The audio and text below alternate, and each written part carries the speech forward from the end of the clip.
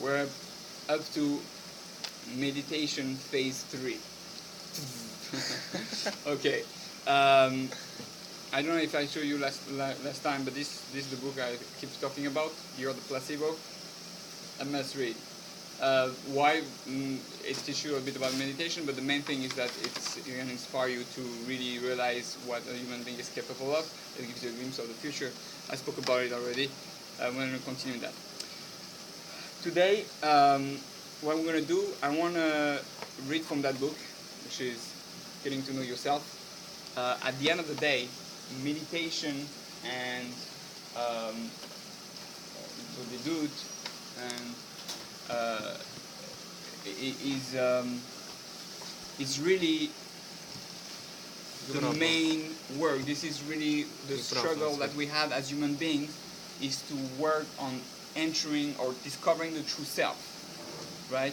We don't really know who we are, and our whole life, sometimes you go through your whole life, you don't get to discover really who you are, what you're capable of. It's like someone who never tries to do any sport. The guy might be the best tennis player, he might become the best soccer player, but because he never tried to use his body as in sport, he has no idea. So it's the same thing with the soul. And soul is even much harder to reach than physical, because we don't necessarily see it. So I just before that, I made copies for everyone on a little thing about from Rabbi Nachman of Breslov, who speaks about hid bodhidut, which means meditation and seclusion. So you can take it, read it home, some reading materials, because I want to keep you busy with important stuff. I just want to read 2-3 quotes before we start on the book. He says, like, there's a lot of great stuff, but he says, for example, to taste the hidden light of Torah, the secrets which will be revealed in time to come, you should seclude yourself as much as you can to pray and speak to God. Take a good look at yourself and make a reckoning. Reckoning and to an introspection. Look at you, ask, what am I doing? Am I a good person? How is my life going? Like, what I need to change?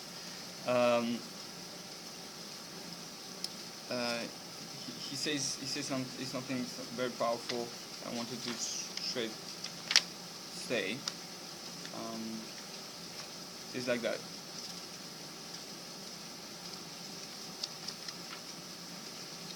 All the tzaddikim, versus page 84, says all the tzaddikim, the number 16, all the tzaddikim and all of the true righteous attained what they did only through secluded prayer and meditation. This practice has never been more necessary than in our age, situated as we are at the end of the period of the exile. And he's saying that already, like, I don't know, 100 years ago or something about. Yeah, we're even closer. Right, even less. Is that subject to the full force of the evil inclination and the forces of the Sitra Achra, which is the other side. People are weak spiritually and physically. The only way to escape from the power of the evil inclination and all the other obstacles holding us back from God is to follow this practice determinedly and make a fixed time every day to talk to God in our own native language, which is kind of we do when we pray 3 times a day. However, what we use 3 times a day, we don't necessarily use it for ourselves.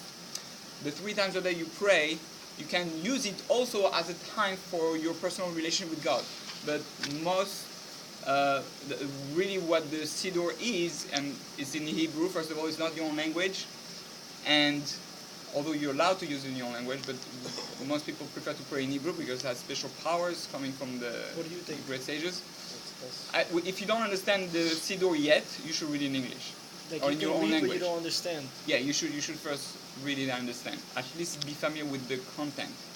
Then what I did is I took then the Hebrew, and then right under the translation they have interlinear Siddur, what I find amazing, where you say the Hebrew word and you know exactly what it means. Text slower, but it's better to say less with heart and love than a lot with. Let's say sometimes if I do Shemona Esrei, if I do in English, I'll finish it. If I do it in Hebrew, I'm still learning sort of. So like I'll Finishing finish. is not important. You just have to choose the most important part.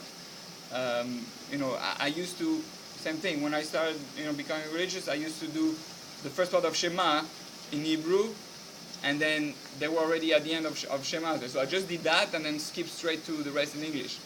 Right? So you have to know pieces which... What if I don't finish it at all? Like, I'll just read Hebrew, and whatever I finish, I don't read the rest in English. That's fine. Just make it a growth process, and as long as you understand what you read little by little. It's not the quantity as we live in a country of quantity. America is how much do you make, right? So, hi, how are you? How much do you make? No, it's like, no, how great are you? That should be the real question. Who are you? Yeah, imagine somebody come up to you and said, how great are you? That'd be great. Well, I mean, you can also look at BJ's and Walmart. Everything is in bulk now. It's about right. how much Yes. are you getting now, Costco, not the quality. Wholesale, right. Quality is as important. If I get the best price for the maximum, right?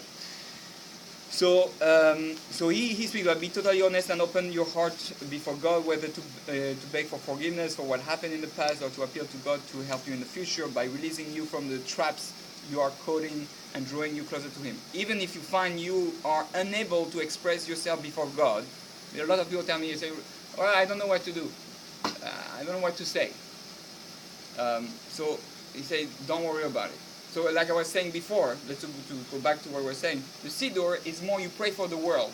The world needs certain things. As Jews, we're responsible to pray for the world. That's what the Siddur is. We play plural in the Siddur. Then comes your own personal prayer that you can insert during your time of prayer or make specific time. That's better. He wants seclusion. He speaks about seclusion, ideally in the forest, ideally at night, ideally in connect to nature because you're alone and you connect to the power and the energy in nature. So even if you don't have anything to say nothing except Master of the Universe. It is also good. The mere fact that you make an effort, that you prepare yourself to speak, that you feel a longing to speak, even if you find you can say nothing, all this is very precious in God's eyes. You understand? It's very, very important. Meaning God doesn't care even if you don't know what to say. He cares about the desire. The desire is the most important thing in Judaism. It's mind-boggling because we're so focused on the accomplishment and how much you do. If you don't have desire, you have to see that this is activated as much as meditation, as much as in prayer and any mitzvot. Do you have the desire, Mike? I'm reading it. You start to feel the desire, the energy. So, if you are determined and persistent and you make yourself speak before God, in time, God will help you and then you will be able to express yourself with words filled with vitality, freshness, and grace.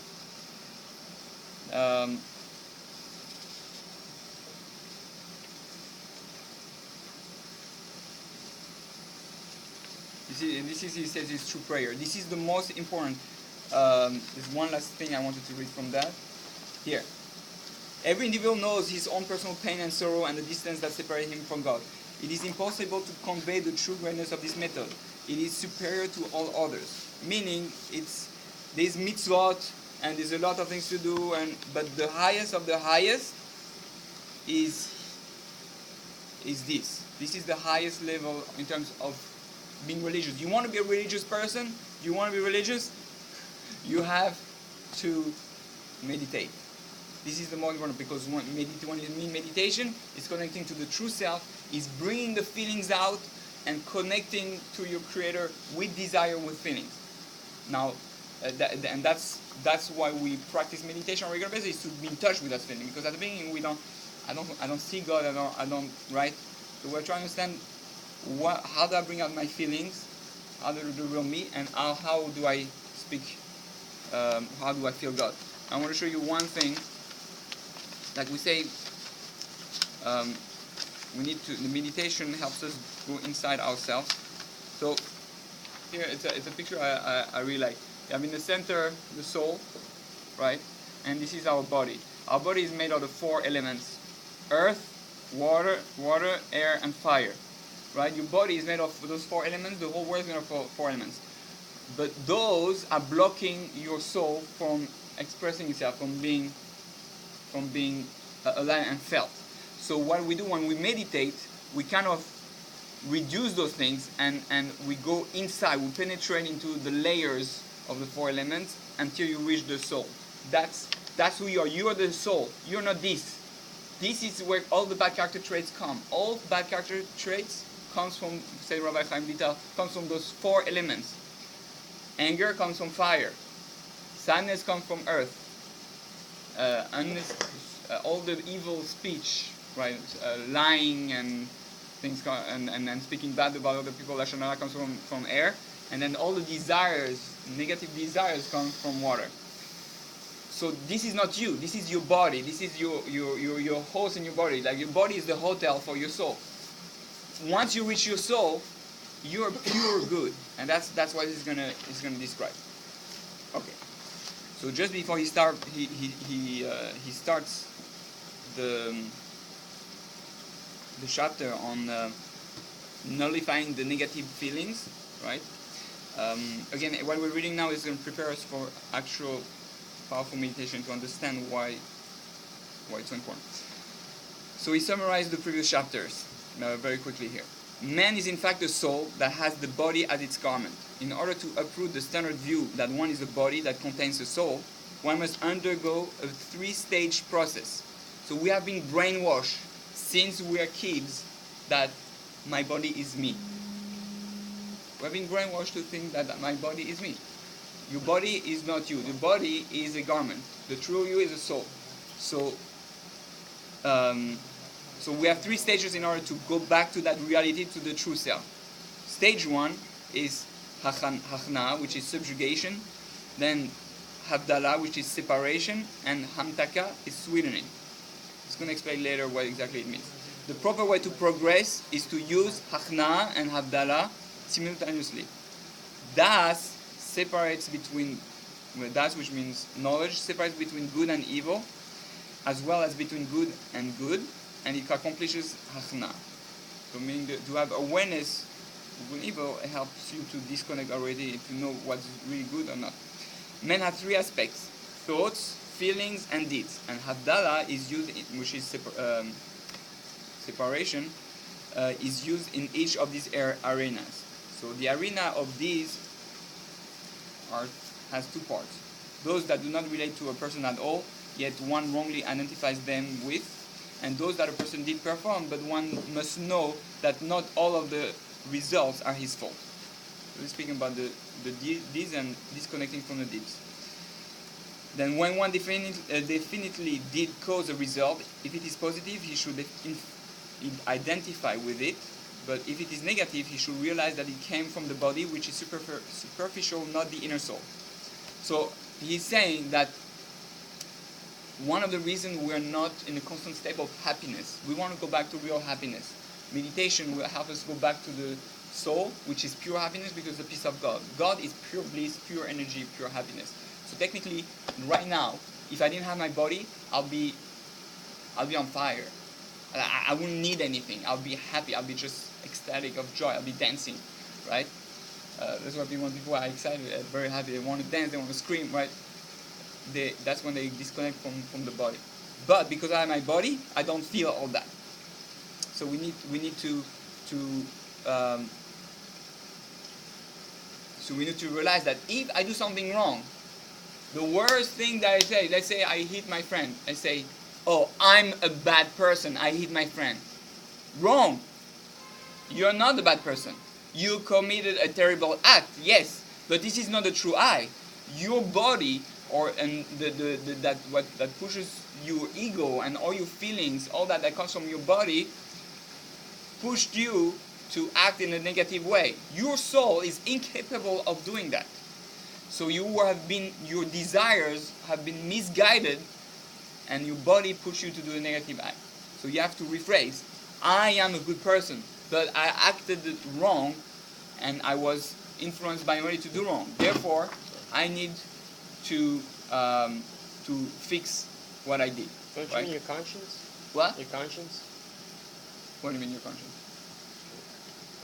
Your conscience is the real you, but sometimes it's influenced by the body. I think you go wrong. So now it starts with the chapter, okay?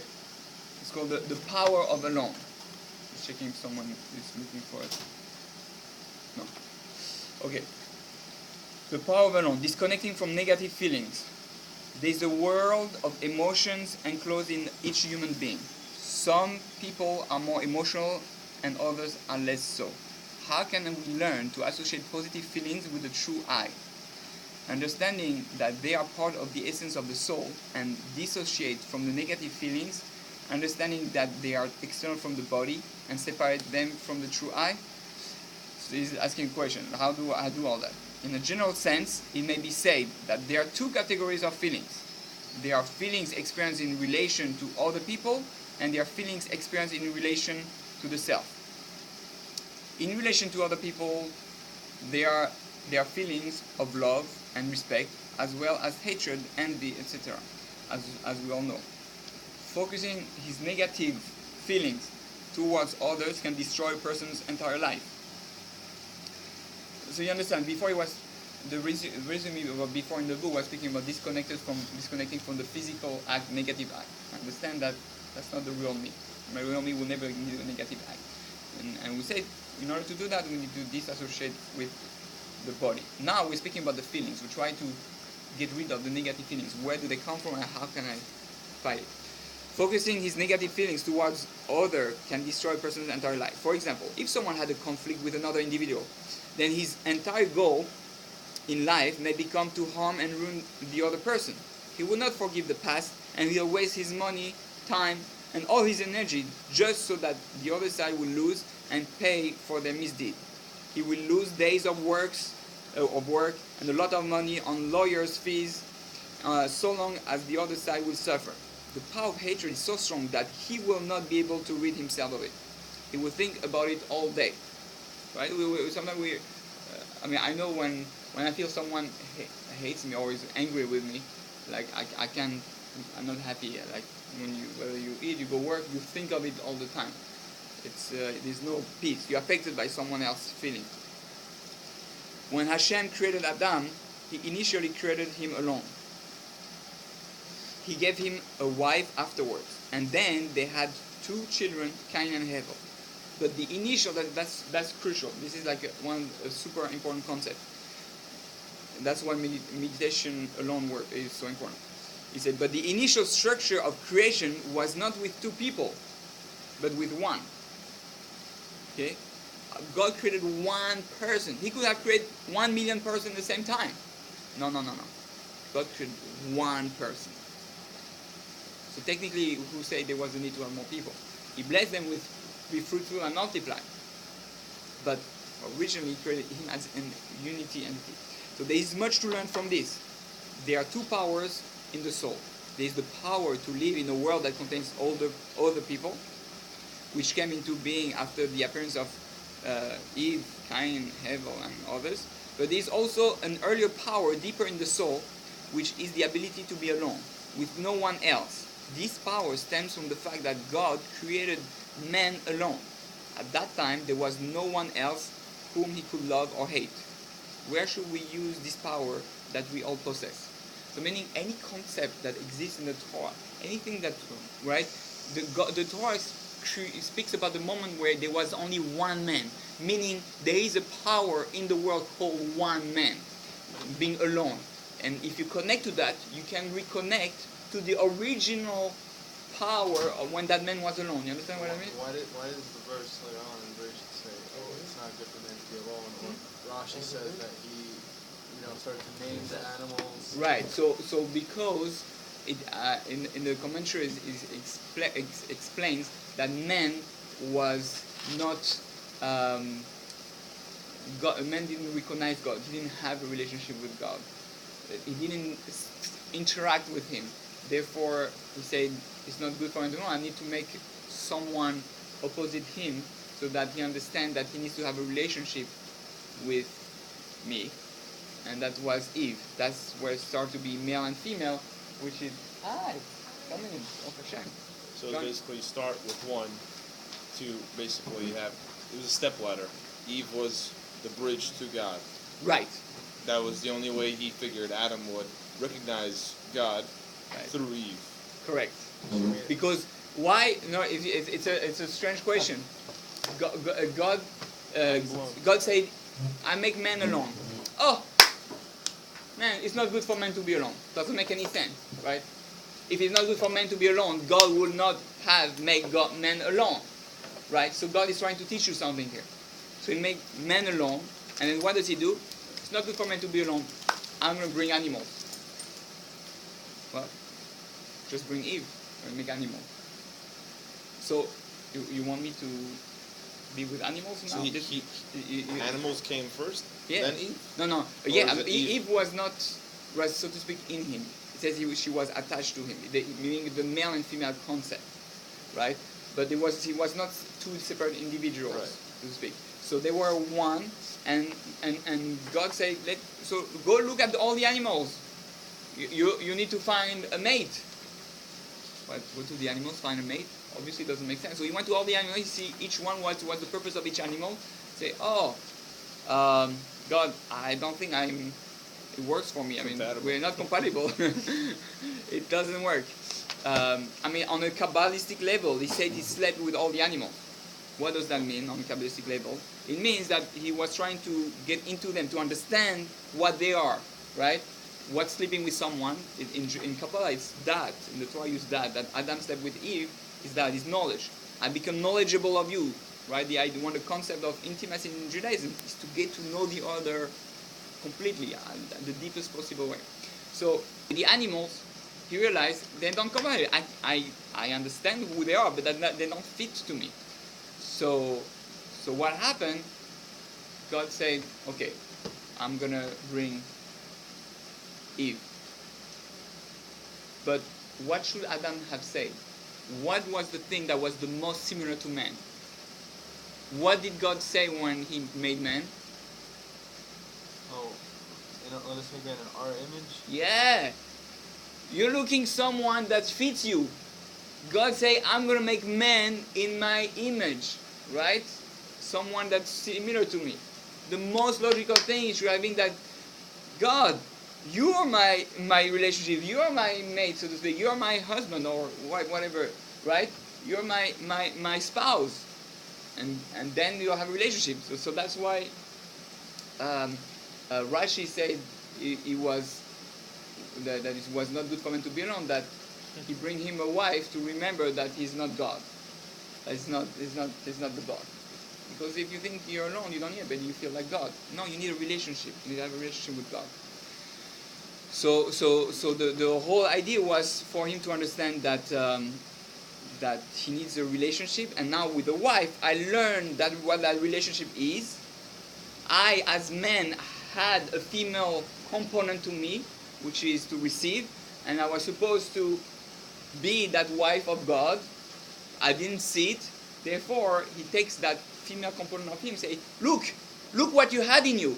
You had the woman in you, right? And then when he looks at her, he says, oh, that's what a woman is. That's why I wrote an article, My Wife, My Teacher. That when you realize what a woman is, say, oh, that's how I'm supposed to be with God. I have to be so sensitive with God, right? So the men have to learn how women are so sensitive, right? But I have to be so emotional. I have to be so, speak so much. I have right? a question. Right? Isn't it interesting that? And yes, because that's how you communicate with God. Yeah. So let's say Adam said to God, you know what? It's you. You are the one for me. Right. Where would have the story went afterwards? I mean, obviously, it's all hypothetical. We don't know. Right. But wouldn't that have been it? Yes. Wouldn't that? They would have. The story would have ended there. So to that's speak. It. In a way, Happy yes. ending, and that's why the Kabbalah said that God made a setup that it will go deeper in darkness, so that there's a whole story, and the story is more beautiful. That the wife run away and then she comes back. Right, that's what I'm saying. He included Eve, and that's where everything kind of happened. Right. Now you have emotion into it. That's right. Now you have to figure out, you were one, you completely understood yourself, but now there's another person from you, and you don't understand it at all, because now you're two halves. Right. And that's where all the confusion kind of comes. Exactly. All right. It's People. no, people. And the last thing. But yeah, otherwise, what would have happened? he will have get married to God. He will have a relation with God, and they will live forever, ever after. But there's no movie that is a movie like that is not exciting. We want movie with she runs away and the cheating and all that, right?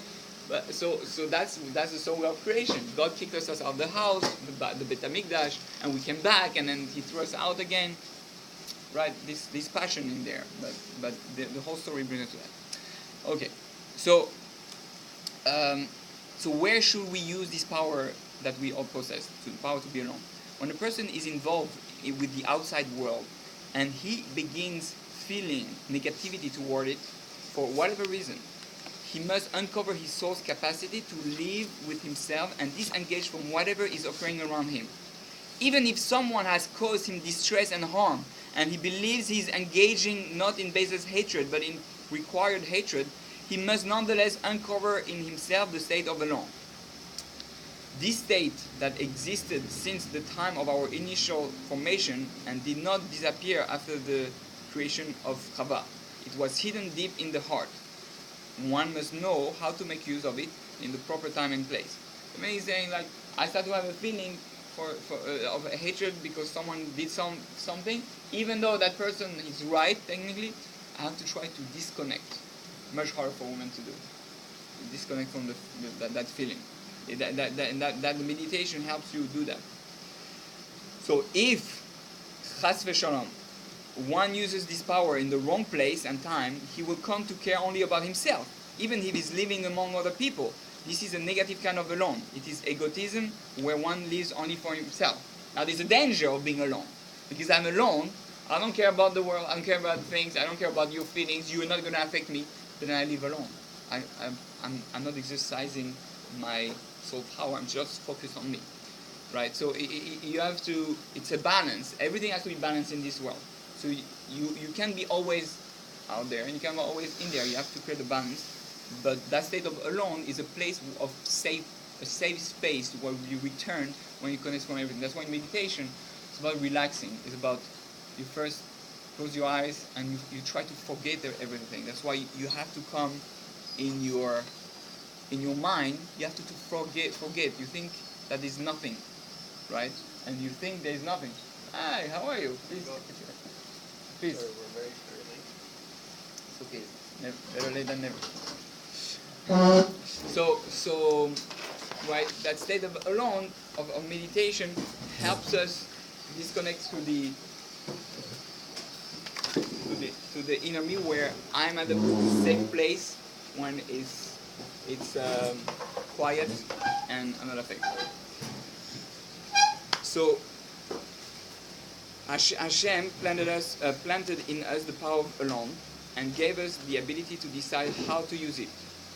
We just to catch you up a little bit, we just say that there's a power in the world called to be alone, which is when God created the world, He created man alone, right? And then after that with Eve and the children, but there was a time where man was alone. And that concept in Kabbalah or in Judaism represents the fact that we are able to reconnect to that original place of being alone. So God planted in us the power of alone and gave us the ability to decide how to use it. Will we use it in the proper place and time, disengaging inwardly when it is appropriate, or will we, God forbid, use it when we should be relating to others and choose to live only within ourselves? We have to learn, so to speak, the balance of being social. I have to be not too much outgoing, not too much extrovert, not too much introvert. I have to be right in the middle and know when something negative comes, know how to defend, protect myself, and know how to be proactive when it's positive, to go out of myself. So inherently, the power of alone is a positive force. When understood in depth, no power in a person is inherently negative. But where do we use the power?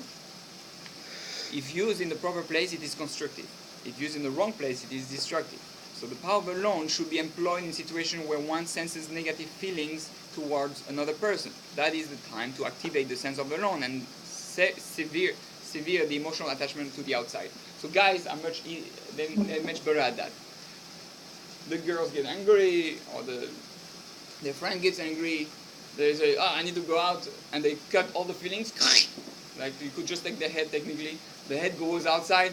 Okay, I'm back. I'm back. Or they smoke a cigarette, or they do a little fooding, or they check how much they made on the market. And they, I'm back. I'm good. I disconnect for my feelings and go back. And the wife says, "What? How can you just say like being? You're not upset anymore? Like, are you unhuman? You have no heart, no emotions, emotionless, right?" That is typical. Usually it's the guy. Sometimes it's the opposite. But there's a bit of truth in both. Nowadays, a lot of times it's the opposite too. Yeah, we were all confused. We don't even know who is a man or a woman today.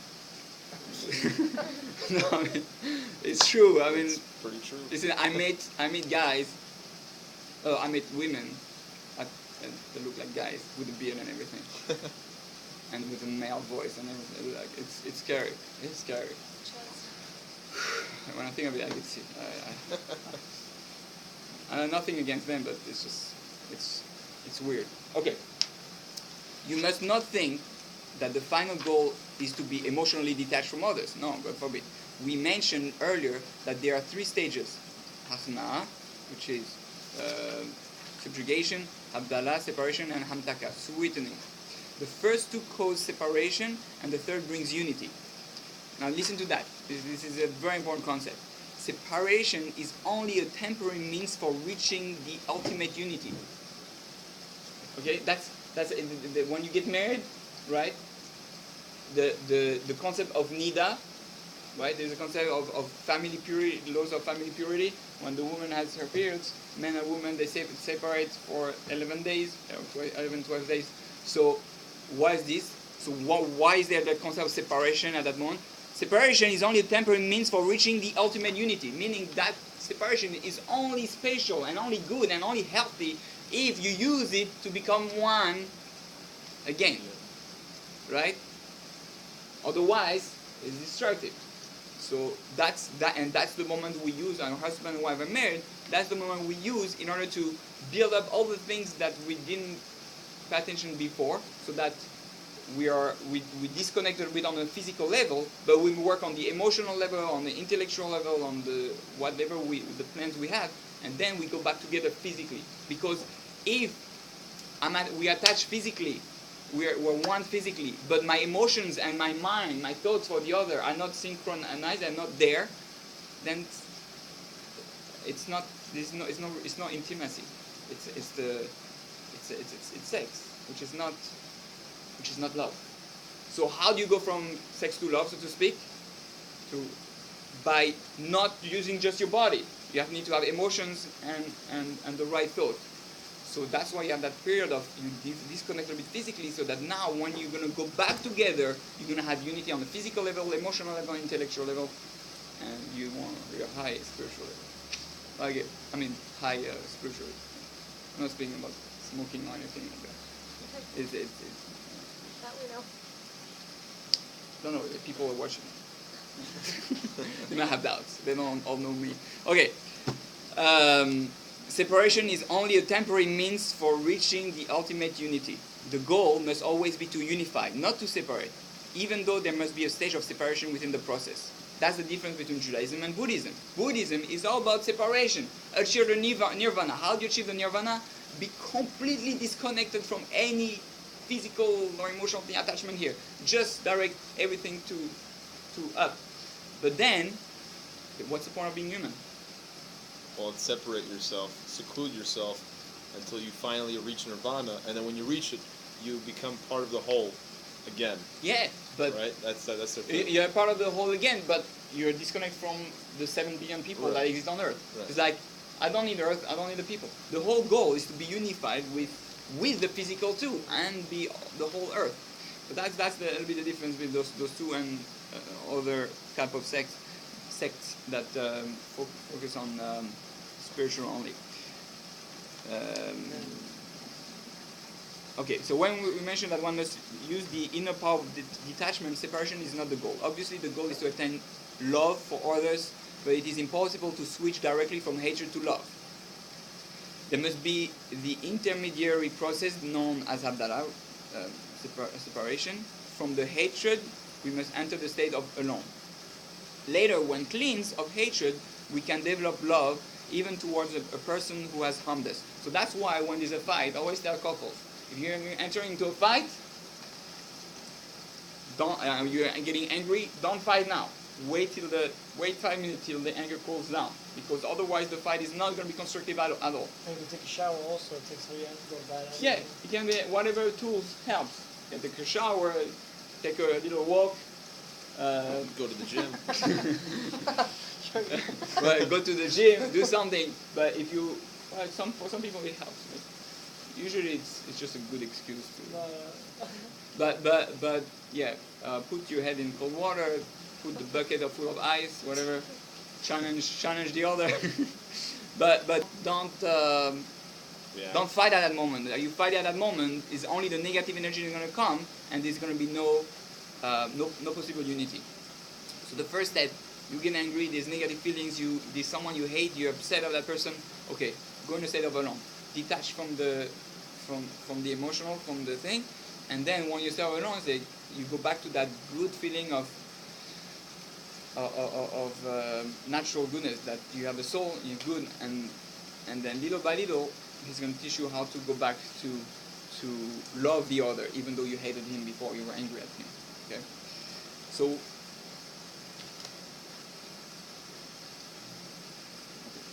5 more minutes and then some question.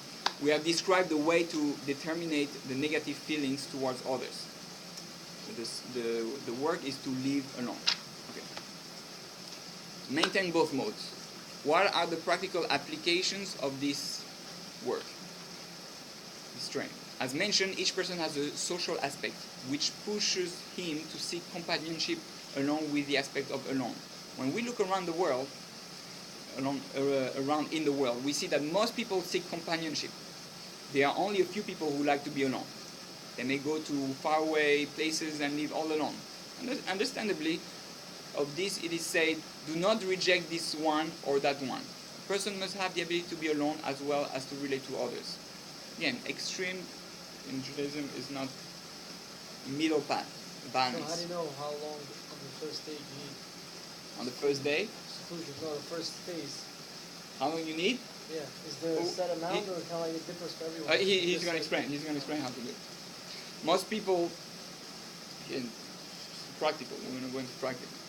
Most people, and it's different. Some people need to meditate longer. This again, I read this because it really connects to meditation. So when we actually do real meditation, it will help us. Most people are surrounded by others for almost the entire day. Nowadays, even when a person is alone, he's almost always influenced by the media, various kinds of cell phone, and other forms of contact with the outside world. There are even those who keep their cell phones on when they go to sleep. Nah.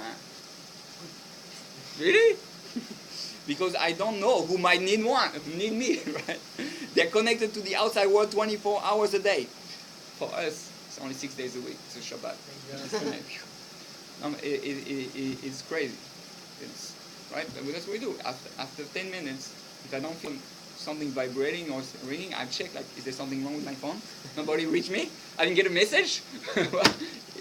We're sick with that connection thing. We're not balanced. So, but the social aspect of a human being is only positive when it is used within its proper limits. Beyond that, it is negative. Used wisely, it develops a person. When it goes beyond its boundaries, it destroys him. The social aspect of a person's life must be only a part of it and not its entirety. We must get used to and eventually maintain the idea that there is a state called alone. Okay. I think I'm going to stop for here in the book. And what I encourage you to think, to try to do when you're home, try. Person needs you. If your wife or mother is not pregnant, it's not important. You can call back. So,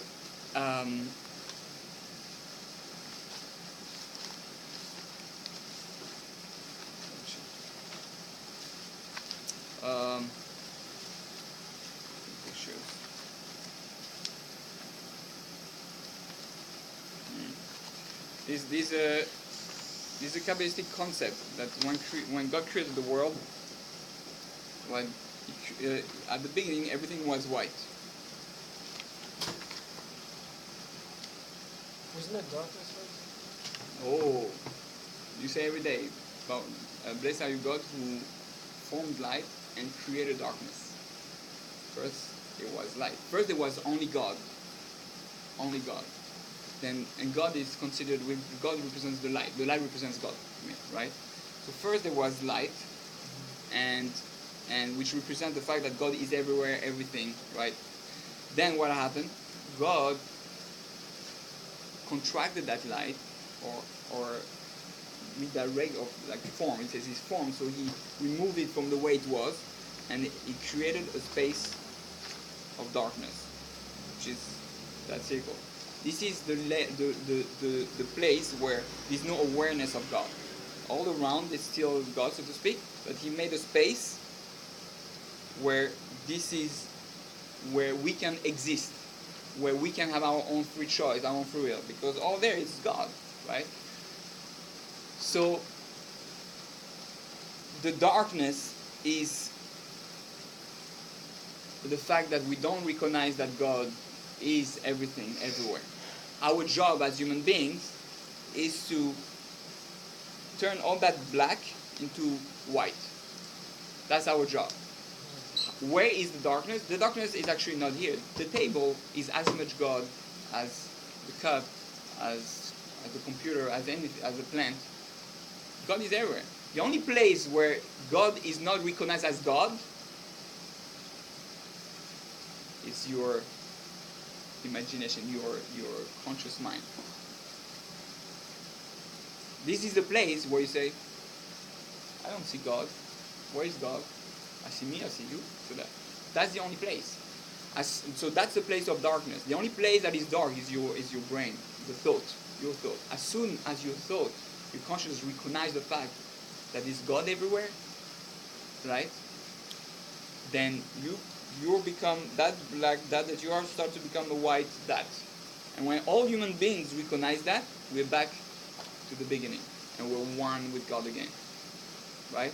So why I'm saying that is when you meditate, in a way you have to kind of try to create that empty space where you put yourself in the dark and you realize that you're that piece, one black piece in the world, and you try to recognize that really everything around me is God. There's nothing. Everything is illusion. And everything really, you have to reconnect to God. So that's why I love that Matrix picture. Where you kneel, right? I love that picture because when you meditate, that's how at least I imagine myself. I'm there, and everything around me is energy. You have to try to feel that in the table, in the cup, in the people, everyone, everything around you. There, it's science tells you it's all atoms, electrons and photons going at a tremendous speed, which makes everything look like the way it looks. And then within those electrons, the nucleus of the atom. I don't know if I pronounce it the right way. In French, something like that. Nucleus. Okay, nucleus inside, it has the strings, the vibrates, the strings in there, right? So meaning that strings is the energy that keeps the universe the way it is. This is God at the root. E equals mc squared. Everything is energy. It's just that it's slowed down energy, so to speak. So when I try to meditate, I start to disconnect from everything that exists in the world and go back to that state of alone, so to speak. Everything dark, and I'm in that darkness, and then I realize that I think that is nothing, and then I try to feel all the energy, all the atoms around me, and feel that this is God, and then you feel the matrix. You feel that all this is intelligent design, artificial intelligence created by God to work and react the way the world reacts and exists around us. And then you can literally try to become part of it. Try to become you also a part of that huge system. And then you become You become one with the matrix. I have a question. Yeah. When I was a little kid, I used to do this thing. Like, I don't know why, it was weird. Like, when I was alone, I would just close my eyes and go like this. I don't know why. And then after, like, I would do it for a long time, and then it would be like me floating in just like a pile of leaves. It looked like the Matrix. Mm-hmm. And then when I would open my eyes, it would be like numbers everywhere, and then it would slowly disappear. It was so weird. I don't know why I would do that. Oh, I think I remember doing the same Are you thing. doing the I same think thing? we all too? did that. Yeah. That as well. It was Is that like- the like Matrix? Is that black like and white, what is that? The numbers? You It's said our eyes are numbers? basically like- the light. I don't know. I haven't done it in a long time, but like Maybe it was I like know, my I know what he's talking imagination, but I about. think it was like numbers or something. Maybe. I don't know about the number or something that it's possible. When we're kids, we're much more attuned to those things because we don't look at reality the same way we look at reality, right? Again, how your brain is a quantum computer, and basically, we don't understand how the quantum mechanics work. If we understand how the quantum world works, we'll be able to see all the potential that exists and see everything. You'll see the matrix. I mean that's the goal. You wanna this is how the world. If you walk in the whole, that's how you want to look at the whole. Everything is just atoms and electrons. It's all the combination of energies that exist that God made. I have a question, Yes. and this is because I watched Lucy. Hmm. Let's say, because I feel that we all have a mental block in terms of our full potential, Yeah. and there are a lot of people in this world that don't believe in God. Now, could it be that the moment you believe in, the moment you start practicing, the moment you start try to get closer to God, does God want us to kind of explore more of our brain, where we only have access to 10%? Does God want us to access more? Yes. And when he does, is that what he's trying to get us to understand? Would that be us mimicking God? Would that be us in God's image once we figure out how to tap into the rest of the 90%? Yes. Yes. Yes. Yes. I mean, when you read, what is it? Oh. When you read this book, you must read. You are the placebo. You realize you're godly, because in there he teaches you how quantum physics works. I can change reality. I can change myself. I can heal myself. I'm divine, right? So the whole idea is that you made in the image of God. What it means to be in the image of God? That means I can do the same thing that God does. Actually, I mean, not everything, but the Elohim part, which is I can be in touch with all the powers of creation, everything that exists in the world, the four elements, fire, water, air, and earth, all those elements that exist in me and are part of me. And if I connect to the real me, which is my subconscious, right? I have to go from the conscious to the subconscious. Then I'm able to enter the deeper part of my soul, and that's when you go from the 5% of your brain to your 100% of your brain, and then you can do things just like Lucy or Neo or or Sunyu, and you'll be able to do things you will never think you'll be able to. I mean, it's incredible. I mean, I keep finding weird people. I mean, there are people who nourish themselves from light. They go by the sun, they go like that, and they're not hungry. They just take sunlight as energy, and that's the diet. And there are other people who actually stop eating completely. They just live off drinking, because this strange people. We have no idea what it's capable of.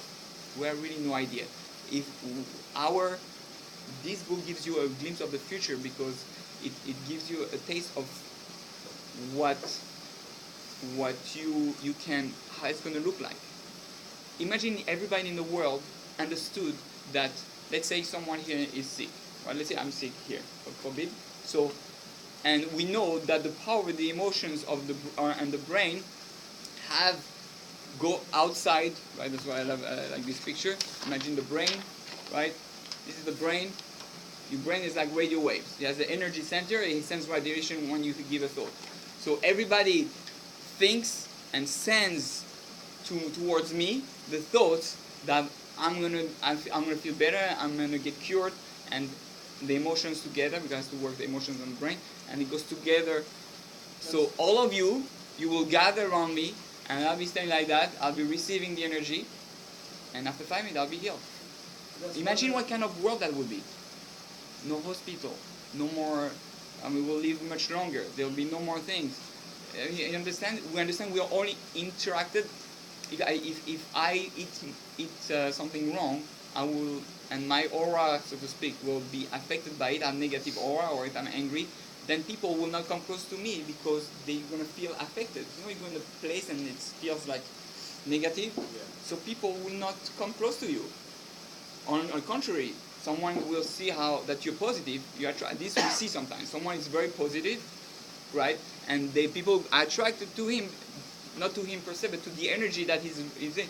So because people are looking for that type of energy, positive energy, just like people are looking for God. So people will come to him and they nourish themselves from that energy, and it helps them be stronger after that. You know, you go to people. I know when I go to my rabbi, I go to him for an hour. I leave him. I feel like, whoa, Superman! I feel like I can do anything, right? That's what I have. That thing. You have to feel all the time like that. This is how I feel when I'm energized. I think after meditation, you should feel like that's cool. You feel like you have energy. You have the power, and the more positive you are, the more love you are, the more balanced you are, the more you feel like that, and you can give the energy on that. But most of the time, we don't believe in ourselves. Therefore, we are sad, we're depressed, we're negative, and the aura falls down, and we feel we're capable of nothing. And we watch a movie at 2 o'clock on Netflix to feel better. Don't do that. Eat ice cream. What? Or eat ice cream. Oh, with the ice cream, yeah, chocolate ice cream. All right. I think we stop for today, and next time we should continue to go higher, deeper, faster, stronger, happier, and more.